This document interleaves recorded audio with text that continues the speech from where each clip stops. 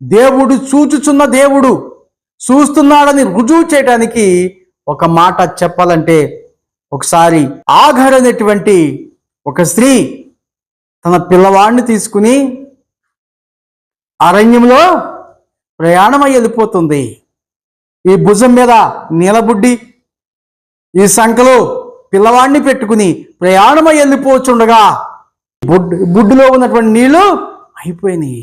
ఎడారి ప్రాంతంలో ప్రయాణము చేయించుండగా ఆ నీళ్ళు అయిపోతుందిగా, మరి అక్కడెక్కడ నీళ్లు లేక ఆ ఎడారిలో ఆ పిల్లవాడిని అల్లంత దూరాన్ని పెట్టి ఇక్కడ ఏడుస్తూ ఉంది.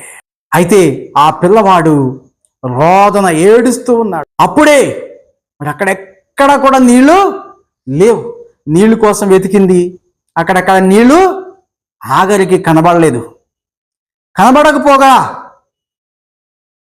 విసిగిపోయి కోపంతో, బాధతో,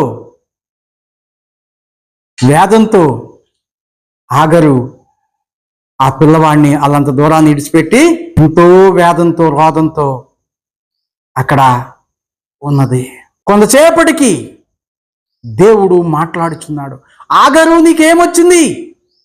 ఈ పిల్లవాడిని అక్కడ పడేశావు, నీకేమొచ్చింది అని చెప్పి, వెళ్ళి ఆ పిల్లవాడిని ఎత్తుకో అని చెప్పి అక్కడే ఒక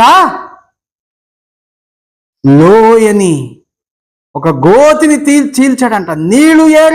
నీళ్లు పారేటువంటి జలాన్ని అక్కడ ఏర్పరచాడంట.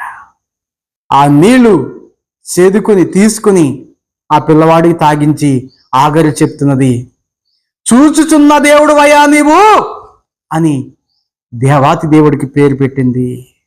మన దేవుడు చూచే దేవుడు, ఆకాశమందు ఆసీనుడై నరులను పరిశీలన చేసే దేవుడు.